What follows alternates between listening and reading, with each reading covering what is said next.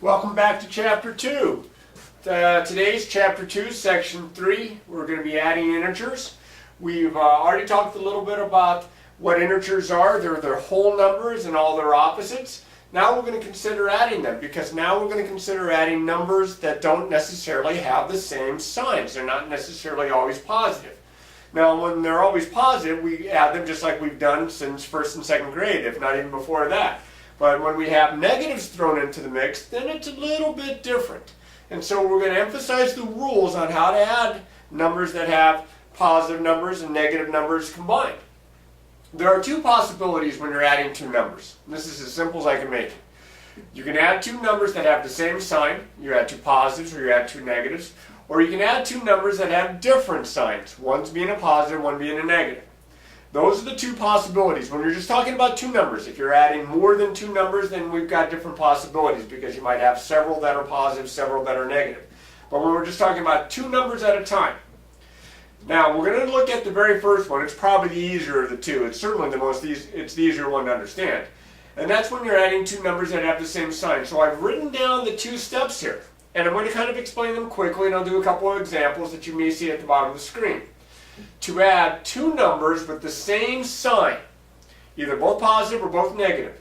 First, you add their absolute values, which means absolute value-wise, you just treat them like they're positive numbers. I mean, if they're already positives, no big deal. And if they're negatives, treat them like they're positives. And then, when you add them up, you keep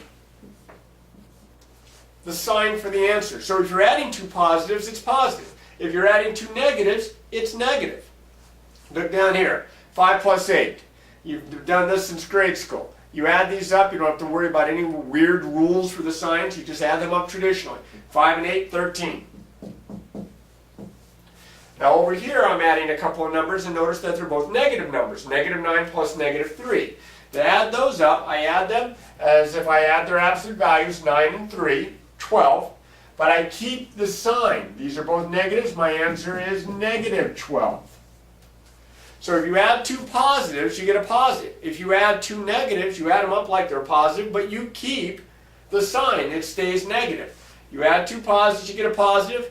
You add two negatives, you get a negative. That's very important to remember. It's a little trickier when you're adding one of each, because sometimes it's positive, sometimes it's negative based on the numbers that you're adding. But it's very consistent here, so you got to remember this, and I'm going to clear this off, and I'm going to go to the second one where we're adding two numbers that have different signs. So just give me a second to clear this off. There, that's much better. It says here to add two numbers with different signs. And this is a little bit more challenging. That's why you can see that the directions are a little bit more involved than on the other. It says first subtract their absolute values. Now that seems like a contradiction, because this word right here says I'm adding, but this word right here says I'm subtracting. When you're adding numbers that have different signs, there's kind of a canceling effect. It's like owing money and getting money. If you owe $10 and you get $20, you pay off your debt, you still have $10. 20 minus 10. Okay? There's a canceling effect when one of the numbers is positive and one of the numbers is negative. So you subtract their absolute value. So you treat them like they're both positive numbers and subtract them.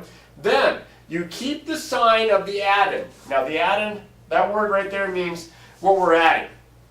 We're adding two numbers. The two numbers are the addends. You keep the sign of the addend with the greater absolute value, which is a nice, very mathematical way of saying you keep the sign of the number that looks bigger. Do you have more positive than you have negative? Do you have more negative than you have positive? If you have more positive than what you have for negative, then your answer is going to be positive. If you have more negative than what you have for positive, then your answer is going to be negative. And I have some examples down here to kind of show this. We'll start off with this one right here. We're adding two numbers that have different signs. Negative 8 and positive 12. So you take their absolute values, 8 and 12, and subtract, which I can do in my head. 12 minus 8 is 4. And then I look at the two numbers. This number here has a greater absolute value than this number here. Not just because it's positive, but because the absolute value of 12 is 12 and the absolute value of negative 8 is 8. 12 is bigger. But think of it like, again, money you have, money you owe. I have more money positive than I owe money negative. I have more positive than negative. My answer is positive. So remember, I subtracted 4 and I take the sign of the number with the greatest absolute value, positive. So my answer is positive 4 right there. Okay, over here, I'm adding two numbers. One's positive, one's negative. It doesn't matter which one's first, because you're adding, remember, addition is commutative. You can change the order. But I'm adding a positive and a negative. The parentheses around the negative are so you are not, won't be confused that somehow that's a subtraction sign. Plus negative 22. Not multiplication. This is still addition. So I'm going to add a positive and a negative. So again, I treat both numbers as if they were positive. I take their absolute values and I subtract. 22 minus 15 is 7. Now 7, is it positive 7? Is it negative 7? That's going to be my answer. I got to figure out which one. Well, I have more negative than positive. This has a bigger absolute value. So my answer is negative. My answer is negative 7. Right there. Again, think of it like money. I have $15. I owe $22. If I pay off as much as I can, I still owe $7. Over here, I'm adding a positive and a negative. Here I have the negative first this time, and I'm adding it to a positive. It doesn't matter which one goes first, but I am going to treat both numbers as if they were positive. 9 and 14, I'm going to treat them as positive numbers and subtract those numbers. 14 minus 9 is 5. And I have more positive than I have negative. My answer is a positive 5. Now down here, I'm adding two numbers. One's positive, one's negative. But this time, both of their absolute values are 10. They're the same. So when I subtract, I get 0. I'm not going to think of it as positive or negative 0. 0 is neutral. I'm going to think of this as adding two numbers that add up to give me 0 for my answer. Now, as it turns out, two numbers whose sum is 0, these numbers are called opposites or additive inverses. We'll talk a little bit more about that in just a second. Now, I have one more problem that I put over here that's kind of a combination of what we've already done here and before this, where I'm adding three numbers this time. I'm going to go from left to right. I'm going to add these two numbers first. Order of operations. Now, in this case, I'm adding two numbers that are both negative. They have the same sign, so I add their absolute values and keep the sign. This is going to be negative 10, 7 and 3, 10, and I keep the sign negative 10 plus 19. Now the problem looks more like one of these other ones up here where I have one that's negative, one that's positive. So again, I treat them like they're both positive numbers. 19 and 10, I subtract, that'd be 9. And I keep the sign of the number with the greater absolute value. I have more positive this time than I have negative. And my answer is a positive 9. Positive 9 there. So this is why students have a little trouble with this. They sometimes kind of lose track of the signs. And they know that sometimes it's positive, sometimes it's negative, and they get confused. Look back at the numbers that you're combining. If you're adding two numbers that have different signs, look to see what you have more of. Do you have more negative than positive? Do you have more positive than negative? And that'll help you with this. It's a little easier when the signs are the same because it's always going to be the same as the sign of the numbers that you're combining. But in this case, when there's one of each, sometimes it's positive, sometimes it's negative. So it's really, really, really, really important that you remember this rule. Okay? Now I'm going to clear this out, and I've got just a little bit more to go over with you on this, but I need some space, so just a second. Oh yes, that's much better. Okay, we have opposites. Now I talked about this just a second ago. Opposites, or sometimes they're known as additive inverses, are two numbers whose sum is 0. This would be a good example of a pair of opposite numbers. Negative 7 and 7. Notice that they have the same absolute value. They're the same distance from 0 on the number line. It's just that one number's to the left of 0 and one number's to the right of 0.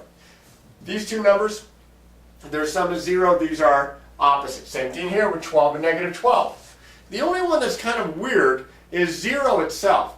0 is its own opposite, so I've kind of written it like that. It looks a little weird, but 0 is the only number that is its own opposite. And that gets us to the additive inverse property, one of several properties that you're going to be seeing here in the next chapter or so. The additive inverse property says that the sum of any number and its additive inverse, or its opposite, is 0. So you add any number and its opposite, and that's the symbolism that we use. We don't say negative a, we say the opposite of a. So if this is any number, this is its opposite, and we get 0.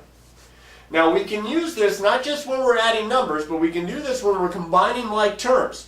And that brings in the algebraic kind of slant to this. So what I want to do now is show you some examples of that, and kind of clean this up. So we're going to go through this here. We just got to get this all out of the way. So give me 1 second. Okay, here we go. We've got terms here. Remember, terms are in algebra. Terms are those things that you add and subtract.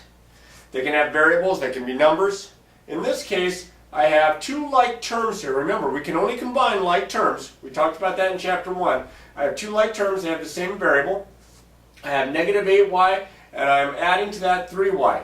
Now we add the coefficients. We keep the variable the same. I have a negative 8 and a positive 3. Well, if I add a negative 8 and a positive 3, that's negative 5. Remember, one of each. We subtract, take the sign of the bigger looking one. This is going to be negative 5. Not just negative 5, but negative 5y, because we're combining y's. When you add apples to apples, you get apples. When you add y's to y's, you get y's. Hopefully you get y's. All right, and over here, I'm going to add these three terms together. Notice the first two here are both positive, and these are like terms. They have the variable m with this one also. So I'm going to start off by adding those two. Well, that's a little bit easier because they're both positive. 6m plus 4m is 10m. And now I'm going to add to that negative 2m. Well, positive 10 and a negative 2, remember one of each. Subtract, take the sign of the bigger. I have more positive this time. I'm going to get a positive 8m.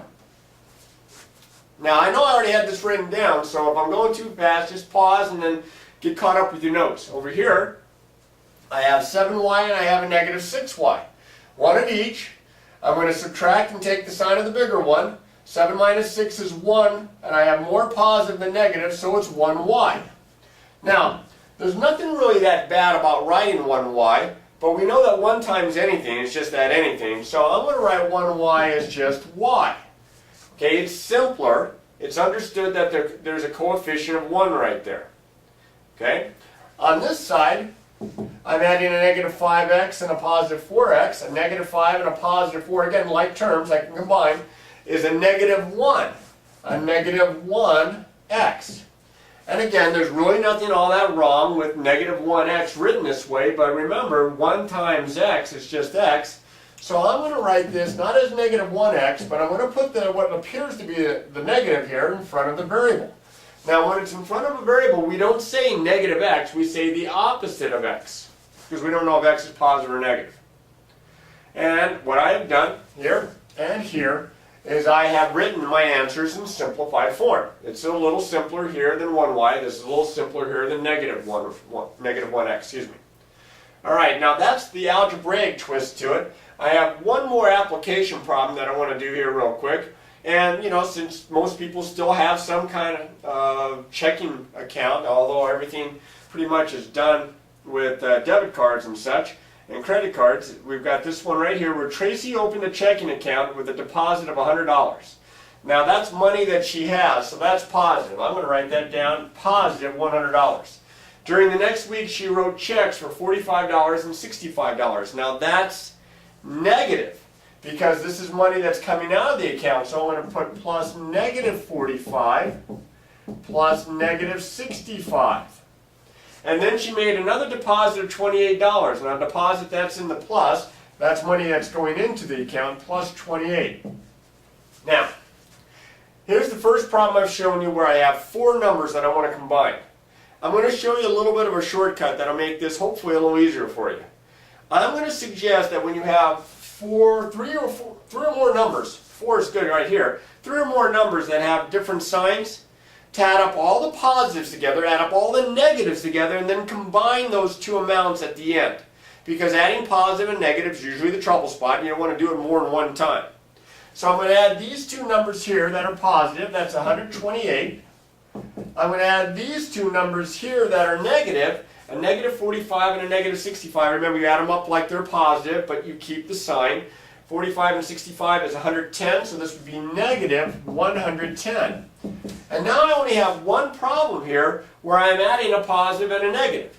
So I subtract. 128 minus 110 is 18, and I keep the sign of the one with the greater absolute value, and this is 18. So she has, hopefully you can still see this, $18 in her account, which is better than owing $18. She always has a little bit of money in there.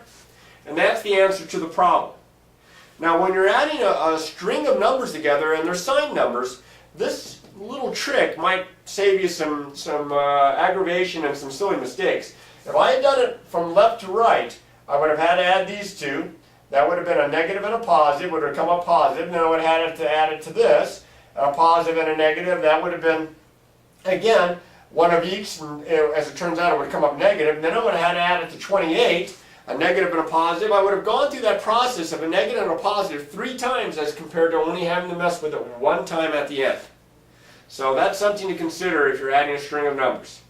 All right, but of course, it always takes practice, practice, practice.